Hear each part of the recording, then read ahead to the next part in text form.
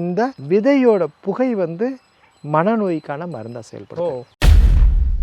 உடலோட சூடுல எப்படி வகைப்பாடு இருக்கு அப்படின்ற விஷயத்த பார்க்கக்கூடியதுக்கான பயோ இண்டிகேட்டர் மூலிகைனா இதுதான். இதோடைய இலையை நம்ம அரைச்சு பூசுவதன் மூலம் நமக்கு முதல்ல இருக்குன்னா யூவி ப்ரொடெக்டன்ட் அப்படின்றாங்க. யாருக்கெல்லாம் தூக்க வரலையோ இந்த பூக்களை நிறைய சேகரிச்சு தலையணைக்கு அடியிலையோ அல்லது ஒரு மெல்லிய ஒரு 2-3 துணிகளை வச்சு தலைக்கு வைக்கிறதுக்கு கீழே வச்சு படுக்கும்போது என்னன்னா இப்படி வந்து நமக்கு வந்து உறக்கத்தை வந்து அதிகப்படுத்துது. நம்ம சித்த மருத்துவத்தில் புகை மருத்துவம், குளோரி மருத்துவம்னு நிறைய இருக்கிறது. அது அந்த புகை தொடர்பான மருத்துவத்தில் ரொம்ப சிறப்பாக இருக்குது. நமக்கு பெரிய விஷயம்னா இது மனம் தொடர்பான வியாதிகளில் நிறைய பயன்படுத்தப்படுது.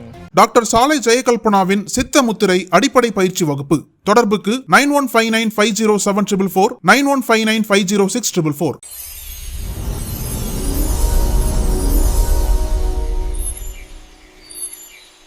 நம்ம ஏற்கனவே சொன்னது போல் சித்த மருந்துகள் எப்படி செய்கிறது, அதை பயன்படுத்துறது எப்படி, எல்லா விஷயங்களும் பார்த்துருக்கோம். ஆனால் ஒரு மூலிகை எப்படி இருக்கும், அதை எப்படி அடையாளம் கண்டுபிடிக்கலாம், அதை எப்படி சுத்தி பண்ணுறது, இப்படி நிறைய விஷயங்களை தெரிஞ்சுக்கிறது தான் நம்ம இந்த பயணம். சித்தர்வனம் சித்த மருத்துவமனை தலைமை ஆராய்ச்சியாளர், சித்தர்வனம் ஆராய்ச்சி மையம் தலைமை நெறியாளர் டாக்டர் JK சித்தா ஃபாரஸ்ட், சித்த மருந்து உணவு செய் நிறுவன தலைவர் பேராசிரியர் டாக்டர் சாலை மருதமலை முருகன்.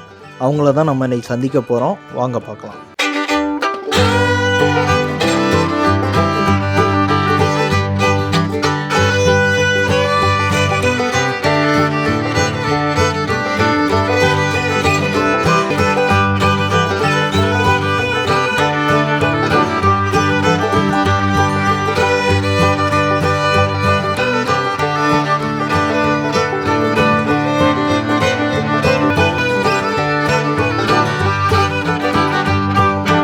வணக்கம் சார். வணக்கம். நம்ம தொடர்ந்து மூலிகைகள் பற்றி பார்த்துட்டு வரோம். பொதுவாக மூலிகைனாலே காடு மலை ஏறி ஏதோ கடல் தாண்டி பிடிச்சிட்டு வர மாதிரி சொல்லுவாங்க. ஆனால் நம்ம வீட்டுக்கு பக்கத்தில் நம்ம நடந்து வர தூரத்தில் தான் எல்லா மூலிகைகளையுமே வரிசையாக பார்த்துக்கிட்டு வரோம்.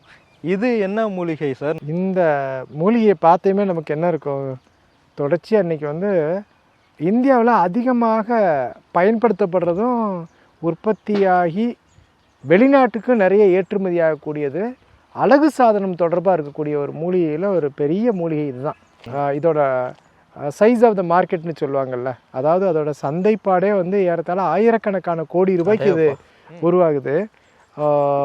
இதையெல்லாம் தெரியும். இதை எல்லாரும் என்ன இது பண்ணிகிட்டு இருக்காங்க அப்படின்னு சொன்னால், இன்றைக்கி மெகந்தி வைக்கிறதுனா சொல்லுவாங்க. அவங்க என்ன நினைப்பில் வைக்கிறாங்க அப்படின்னு சொன்னால், இன்றைக்கி இருக்க மெகந்தியெல்லாம் என்ன அப்படின்னா நிறைய வந்து செயற்கை சாய பூச்சோடு இருக்குது. ஆனால் இயற்கையான மெகந்தின்னு சொல்லி நம்ம அந்த காலத்தில் பழந்தமிழர்கள் நம்ம பயன்படுத்தி கொண்டது ஐவனம் எனப்படும் அழவனம். அழவனம்னா அழகு வனம்.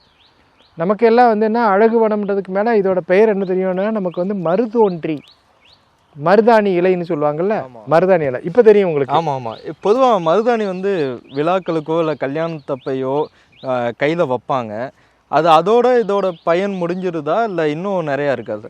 பாருங்களேன், நம்ம அழகுக்காக வந்து கைகள்லாம் வந்து வைக்கிறோம். நமக்கு வந்து இப்போ மருதாணி வைக்கும்போதே என்ன இருக்கும், ஒரு பெரிய மகிழ்ச்சி இருக்கும். மருதாணி நல்ல இலைய நல்ல பூ மாதிரி அரைச்சி அங்கங்கே நெகத்தில் வைக்கிறது, கைகளில் வைக்கிறது, இதெல்லாமே வந்து அந்த காலத்தில் மரபாக இருந்துச்சு. இப்போ நம்ம முதல்ல நாமளும் வந்து ஒரு அழகுக்காக வச்சு எல்லா குழந்தைங்களுக்கும் என் கையில் எப்படி சிவந்திருக்கு பார்ப்போம் அப்படின்னு சொல்லி பாட்டிகள்லாம் கொண்டு வந்து இங்கே வாங்க குழந்தைகள்லாம் காமிங்க எப்படி சிவந்திருக்கு. ஒவ்வொருத்தரும் போய் கையை காட்டுவோம், ஒவ்வொருத்தரும் ஒவ்வொரு கலரில் இருக்கும். அது அப்போ இது ஒரு பெரிய சயின்ஸ் என்னன்னா, இருக்கிறதுலே ஒரு பயோ இண்டிகேட்டர் பிளான்ட்னு சொல்லுவோம். பயோ இண்டிகேட்டர் அப்படின்னு சொன்னால் உடல் தன்மையை நாடியே பார்க்காம உடல் தன்மையை அறிஞ்சிக்கிறதுக்கு ஒரு தாவரம் இருக்குது அப்படின்ற விஷயம் இருந்தால் எவ்வளோ பெரிய சயின்ஸாக இருக்கும். நம்ம தமிழருடைய சயின்ஸில் ஒரு பெரிய உச்சம் என்ன அப்படின்னு சொன்னால், உடலோட சூடுல எப்படி வகைப்பாடு இருக்கு அப்படின்ற விஷயத்த பார்க்கக்கூடியதுக்கான ஒரு அறிவிப்பு மூலிகைனா இதுதான். இப்போ நமக்கு மருதாணினா என்ன பண்ணுவாங்க, நல்லா கையெல்லாம் குளிர்ந்துடும் அப்படின்வாங்க. நம்ம குளிர்ச்சிக்கு அதே போல வந்து அழகுக்குன்னு பார்க்கும்போது ஒருத்தவங்க மருதாணி போட்டதை வச்சு, ஒருத்தவங்க கையில் மருதாணியோட இருக்கு அதோட கலரை வச்சு அவங்களோட உடல் தன்மை என்ன அப்படின்ற நம்ம அறிஞ்சுக்கலாம். அதை நம்ம பார்க்கலாம். கண்டிப்பாக ஒருத்தவங்களோட விரல்களில் நம்ம வந்து மருதாணி வச்சுருக்காங்க, நல்ல இளஞ்சிவப்பு நிறத்தில் நல்ல சிவந்து இருந்துச்சு அப்படின்னு சொன்னால் அவங்களோட உடலில் நல்ல பித்தம்னா உடல் வெப்பம்.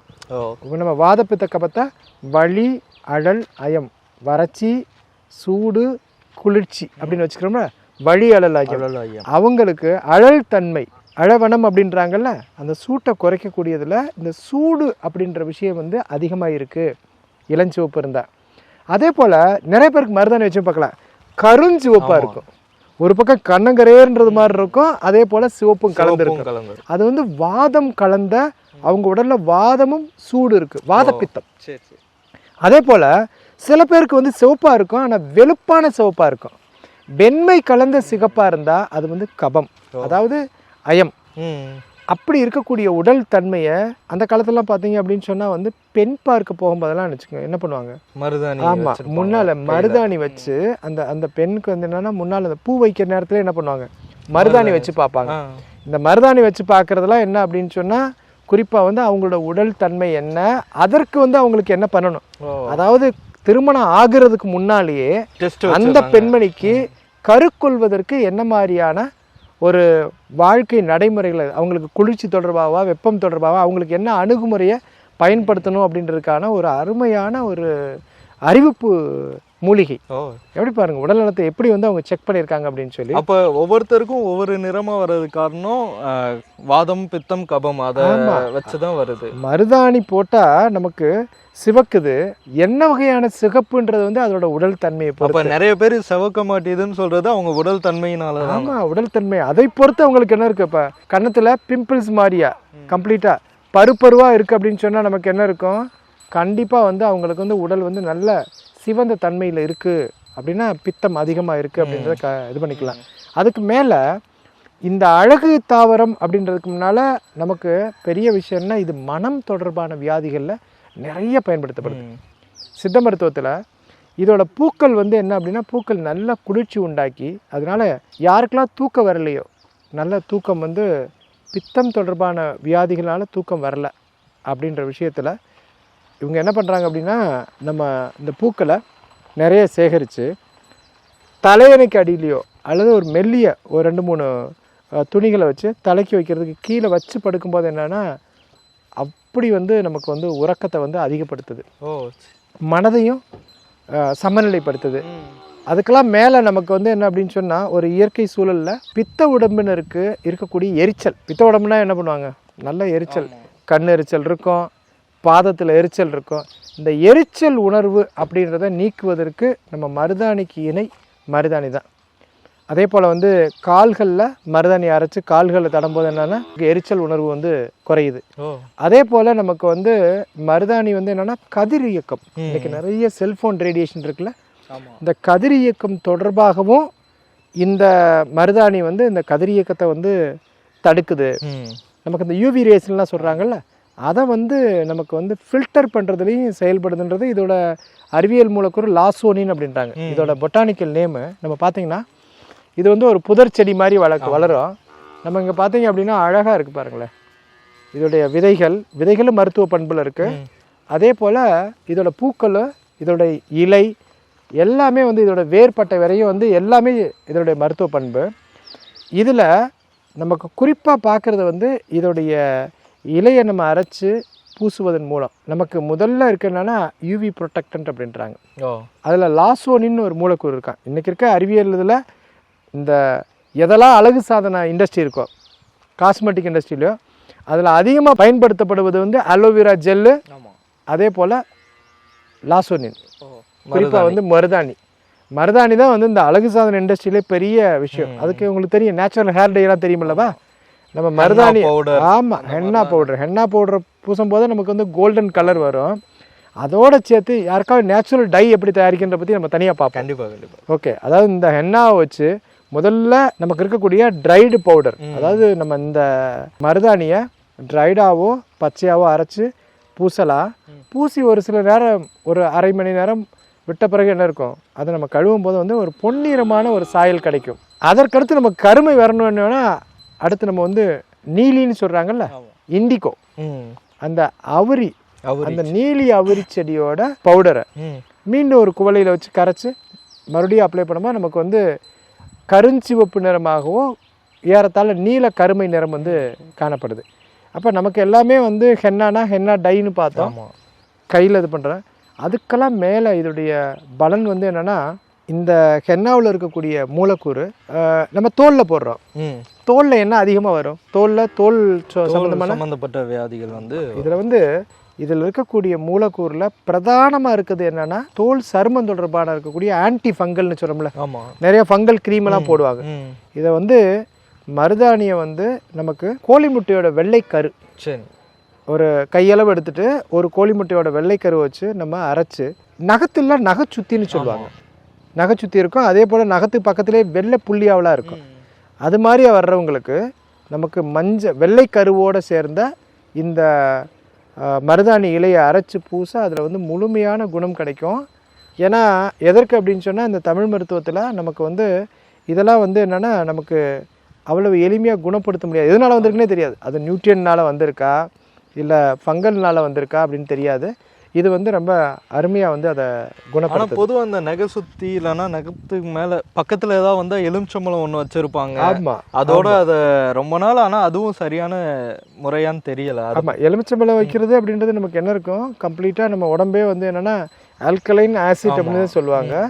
எலுமிச்சம்பழம் நம்ம அந்த என்ன நுண்ணுயிர்கள் வருதோ அதை வராமல் தடுக்கக்கூடிய அதோடைய பிஹெச்சை வேரி பண்ணுது அந்த இடத்துல ஆன் ஸ்பாட். அதனால என்னென்னா அந்த இடத்துல கண்டிப்பாக அதோடைய அதோட வளர்ச்சி என்ன நோய் கிருமிகளோ அந்த வளர்ச்சி தடைப்படும். இப்போ மருதாணி பற்றி இவ்வளோ விஷயங்கள் சொன்னீங்க. குறிப்பாக அழகு சம்மந்தமான இண்டஸ்ட்ரியில் நிறைய பேர் யூஸ் பண்ணுறாங்க. நம்ம பார்த்தா கூட இப்போ மெஹந்தி வைக்கிறது, மெஹந்தி கோன்லாம் நிறையா எங்கே பார்த்தாலும் கிடைக்கிது. அது அவ்வளோ பெரிய இண்டஸ்ட்ரி. இப்போ நம்ம வீட்டில் பொதுவாக வளர்க்குறோம், அதெல்லாம் ஓகே. ஆனால் இதையே ஒரு சாகுபடியாக இதையே ஒரு பெரிய இதாக பண்ணுறாங்களா சார்? மெஹந்தி கோன் இன்னைக்கு நம்ம ஏற்கனவே செயற்கை சாயத்தை பற்றி பேசணும். ஆனால் நிறைய தேவை இருக்குது. நமக்கு தெரிஞ்சதெல்லாம் என்னென்னா வீட்டு ஓரத்துலேயோ பக்கத்தில் ஒரு ஹோம் கார்டனில் வச்சுருப்பாங்க. ஆமாம். ஆனால் வட இந்தியாவில் நிறைய இடத்துல நமக்கு இந்த ஹென்னா சாகுபடி, ஏன்னா இது என்ன அப்படின்னா புதர் செடி மாதிரியா வளர்த்து என்ன பண்ணலாம், வெட்ட தலைஞ்சிட்டு இருக்கோம். அதனால் ஒரு தடவை சாகுபடி பண்ணால் ஒரு 3 to 4 வருஷம் வரையும் நம்ம என்ன பண்ணலாம், இதை மல்டிபிள் கட்டிங், இதை கட் பண்ணி நம்ம இலைகளை தொடர்ச்சியாக பவுடருக்கு நம்ம கொடுக்கலாம். இது ரொம்ப சக்ஸஸான சாகுபடி. வெட்லேண்டில் வளராது. இது தண்ணீர் மிதமாக இருக்க இடத்துல வளரும். மேலே இதை நிறைய எக்ஸ்போர்ட்டிங்கான மூலிகையாக பயன்படுது. நிறைய ஏற்றுமதி செய்யக்கூடிய மூலிகையாக இருக்குது. தாராளமாக நம்ம ஹென்னாவை சாகுபடி பண்ணலாம். எப்படி ஹேர் டை இண்டஸ்ட்ரிக்காக அவரையும் ஹென்னாவும் நிறைய சாகுபடி பண்ணுது இந்தியாவில். அதே போல் நமக்கு வெள்ளைக்கருவோட போடும்போது எப்படி நகம் மிக சரியாகுது அப்படின்னு பார்த்தோம். நகத்தோட இருக்கக்கூடிய மேலே இருக்கக்கூடிய ஃபங்கல்லாம். ஆமாம். அதே போல் சில பேருக்குலாம் என்ன இருக்கும், எரிச்சல் இருக்கும், கைகால் குடைச்சல் இருக்கும். நம்ம மருத்துவமனையில் சித்தர்வனம் இதெல்லாம் என்ன பண்ணுறோம் அப்படின்னா, கைகால் குடைச்சலோட இருக்க எரிச்சலுக்கு மருதாணியை ஒரு கையளவு எடுத்துட்டு லெமன் எலுமிச்சம்பழ சாறில் விட்டு அரைச்சி நம்ம எக்ஸ்டர்னலாக மேல்புறமாக பூச்சா நம்ம அப்ளை பண்ணும்போது கால்கள்லையும் மற்றெல்லாம் அப்ளை பண்ணும்போது என்ன நமக்கு குடைச்சல் உணர்வோட வலி உணர்வோடு சேர்ந்த எரிச்சல் அழகாக சமனாகுது. சரியாகும். எல்லா உடல் தன்மையினரும் செய்யலாம், இயல்பாக செய்யலாம். அதே போல் இது மனநலம் சார்ந்து ரொம்ப மிக முக்கியமாக சித்த மருத்துவத்தில் மனநோய்களுக்கு ஒரு பெரிய அளவுக்கான மருந்து இருக்குது. அதுக்கு பேர் அகத்தியர் கிரிகை அப்படின்றாங்க. ஓகே, ஏன்னா பித்தம் அதிகமானாவே மனநோயின்னு தானே சொல்கிறாங்க. இப்போ பித்தம் அதிகமானாவோ பித்தம் ரொம்ப தாழ்ந்தாவோ இது எப்படி மனநோயாக இருக்குது அப்படின்ற விஷயத்த நம்ம சித்த மருத்துவத்தில் ஆழமாக விவாதிக்கிறாங்க. அதில் அந்த பித்தக்கிரியைகளுக்கு, பித்தத்தினால் இருக்கக்கூடிய மனநோய்களுக்கு அற்புதமான ஒரு மருந்து வச்சுருக்காங்க. அதை மருத்துவரோட ஆலோசனையோடு பண்ணலாம். பட் அது பார்க்குறதுக்கு ரொம்ப சிம்பிளாகத்தே இருக்குது. இப்போ நம்ம பார்க்குறோம் இதோட இந்த பழங்களில் இந்த காய்களில் இருக்கக்கூடிய விதைகள் நம்ம பார்த்தா அப்படின்னாவே இங்கே பாருங்களேன், நம்ம இது கூட இருக்க விதைகள் வந்துருச்சு. ஆமாம் ஆமாம், விதைகளை பார்க்கும்போது என்ன இருக்குது உள்ளுக்குள்ளே, ஓகே நமக்கு கசகசா மாதிரி இருக்குது விதைகள். இந்த விதைகளை நமக்கு டொபாக்கோன்னு சொல்கிறாங்களே, புகையிலையோட பொடி மாதிரி தான் இருக்குது பார்க்கும்போது. இதை என்ன பண்ணுறாங்க அப்படின்னா, நம்ம சிகரெட் எப்படி பண்ணுறாங்க, அதாவது ஒரு நல்ல ஒரு பேப்பர் மாதிரியானதில் சுற்றி அல்லது மூலிகை இலையில் பலா செடி, பலாவோட இலை இருக்குல்ல, பலாவோட இலை இது மாதிரி அதில் இதை போட்டு சுற்றி சிகரெட்டை எப்படி புகைப்பாங்களோ அது மாதிரி அந்த விதையோட புகை மனநோய்க்கான மருந்தாக செயல்படும். இது ரொம்ப நுணுக்கமான மருத்துவர்கள் செய்கிறாங்க. இதை நம்ம பழங்குடியினர்கிட்டே நம்ம ஆவணப்படுத்தும் போது அவங்களுக்கு யாருக்கு மனோநிலை பாதிக்கப்பட்டிருக்கும், அது என்ன வேணாலும் மனோபாவம்ன்றா பித்தம் தொடர்பான மனோவியாதிகளுக்கு இதோட இந்த மருதாணியோட விதைகளை வந்து புகை மருத்துவமாக கொடுக்கறது ரொம்ப சிறப்பாக இருக்குது. நம்ம சித்த மருத்துவத்தில் புகை மருத்துவம், குடோரி மருத்துவம்னு நிறைய இருக்கிறது. அதில் அந்த புகை தொடர்பான மருத்துவத்தில் ரொம்ப சிறப்பாக இருக்குது. மருதாணி வந்து நமக்கு வந்து அழகு, மனநலம், அதே போல் வந்து ஸ்கின்னில் இருக்கக்கூடிய எல்லா விதமான தோல் சம்மந்தப்பட்ட வியாதிகள்லையும் வந்து ரொம்ப சிறப்பாக செயல்படுது. நம்ம இப்போ இந்த செயற்கை நிறமிகள்லாம் எடுத்துட்டு இயற்கையான மருதாணி நம்ம வீட்டிலேயே வளர்த்துக்கலாம். ஓகே. இப்போ நீங்கள் மருதாணி பற்றி இவ்வளோ விஷயங்கள் சொன்னீங்க. ஆனால் சிலருக்கு வந்து மெஹந்தி போடுறப்பெல்லாம் பார்த்தீங்கன்னா அவங்களுக்கு அப்படியே டேர்ன் ஆயிரும், இல்லைன்னா தோல் சம்மந்தப்பட்ட வியாதிகளுக்கு வந்து அவங்களுக்கு இது பண்ணிடுது.